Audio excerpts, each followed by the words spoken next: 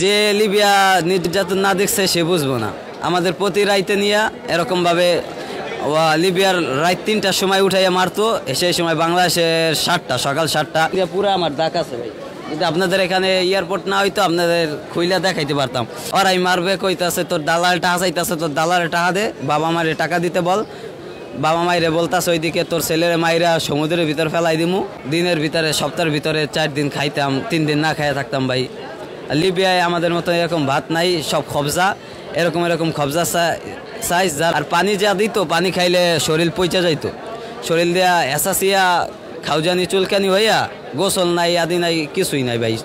Doctor পাতি কিছুই ওরা দেখাইতো না, ঔষধ পাতি দিত না। ছোট একটা রুমে একটা বাথরুম, ছোট একটা রুমের ভিতরে সবাই এরকম ভুক্তভোগী, সবার কাছে থেকে এরকমভাবে প্রতারিত হইয়া টাকা পয়সা নিয়ে মাইরা দইরা বাপ মার কাছের থেকে টাকা নিছে। ও কিছু দূর চলাইয়া বলতাছে তিউনিশিয়ার পুলিশ ফোন দিছে, ওরা আইতাছে, এতকে ধরে নিয়ে যাইব।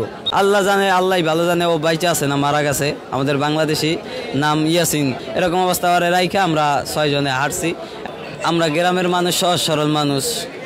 আমরা চিন্তা করি যে আমরা একটু বাইরের অঞ্চলে গেলে, বাইরের দেশে গেলে আমাদের পরিবার একটু ভালো থাকবে, বাবা মা ভালো থাকবে, আমরা পরবর্তীতে কিছু করতে পারবো।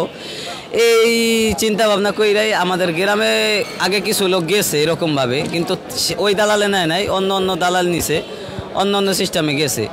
যখন শুনলাম যে সে লোক নিতেছে এরকমভাবে, তার বাড়ি গেলাম, কথাবার্তা বললাম, সে অনেক বোঝে নিত। দালাল কথায় পইরাই মানুষ এরকমভাবে এইদিকে পা বাড়ায়।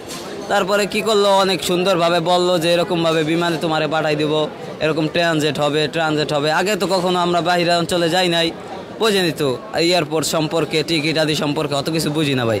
এখন হয়তোবা কিছুটা বুঝি, এখন হয়তোবা প্রতারিত হব না, কারণ এক প্রতারিত হইয়া মানুষ শিক্ষা হয়।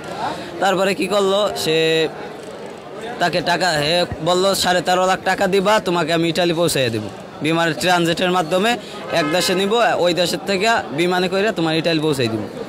তারপরে ফ্লাইট হইলো দুবাই থেকে বলতেছে যে তোমাকে ওখানে থাকো, তুমি 10 ঘন্টা ওখানে ট্রানজিট হবে, তারপর তোমাকে বিমানে করে ইটালি দিয়ে দেবো। ফ্লাইটে উঠলাম, ফ্লাইটে উঠা নামছে মিশর। বলতেছে একটু সমস্যা হয়েছিল, তার জন্য তোমাকে মিশর নেওয়া হয়েছে, মিশর থেকে ইটালি দেওয়া হবে। ওখান থেকে আমাকে ওই এয়ারপোর্ট কন্ট্যাক্ট হয় ভাই, ওদের বহুত হাত আছে, ঠিক আছে।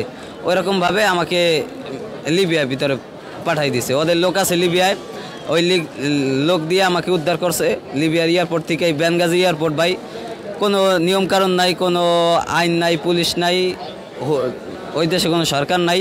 যে যাকে মাইরা খাইতেছে, যে ফিলে যে খাইতে পারতেছে। তারপরে ওদের লোক আছে, ওই লোক দিয়ে আমাকে নিল, এক বাসায় নিয়ে আটকাইয়া বলতেছে এহেন থাক। এর আগেই দুবাই থেকে আমার ফোন নিয়ে গেছে, বাবা মার সাথে কথা বলতে পারি নাই, মিশরে ও লিবিয়া কোনো জায়গায় বলতে পারি নাই যে আমাকে ইটালি পাঠায় নাই, আমাকে এইখানে পাঠানো হয়েছে। এর ভিতরে বাবা মায়ের 13,80,000 টাকা, 13,80,000 টাকা দিয়ে দিছে।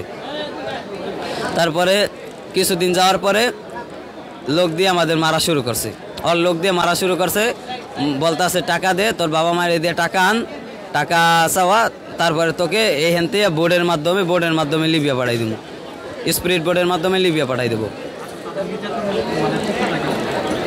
ভাই যে লিবিয়া নির্যাতন না দেখছে সে বুঝবো না। আমাদের প্রতি রাইতে নিয়ে এরকমভাবে লিবিয়ার রাত 3টার সময় উঠাইয়া মারতো, সেই সময় বাংলাদেশের 7টা সকাল 7টা।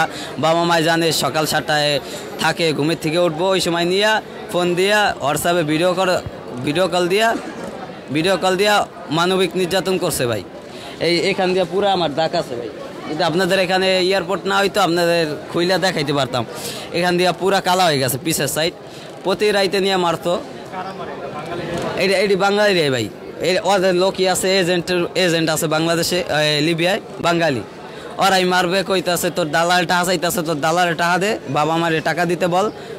বাবা মায়েরে বলতাছে ওইদিকে তোর ছেলের মাইরা সমুদ্রের ভিতর ফেলাই দিমু।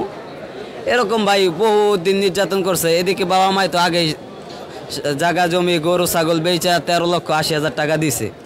এর ভিতরে বাবা মার কাছে আবার টাকা চাইলে আবার 12 লক্ষ টাকা চাইতেছে। এই টাকা কই থেকে দিব? বহুত দিন ভাই নির্যাতনের শিকার হয়েছি। বাবা মায়ের টাকা দিতে পারে নাই, কামাই করে একলা, তারপরে আগেই সব কিছু বেচা দিয়ে দিছে। তারপরে যে ফিলোক বাবা মায় দেখে তো ছেলে সন্তান মারা যাইতেছে। এইভাবে বাবা মায় কী করলো, আরও জায়গা জমি ছিল, তারপরে আত্মীয় স্বজনের কাছে তার সুদে মানে বিভিন্ন তরিকায় সিস্টেম করে 12 লক্ষ টাকা তাকে দিছে। তারপরেও সে আজকে কালকে টাকা দেওয়ার পরে আর কি আর মারা ধরে নাই।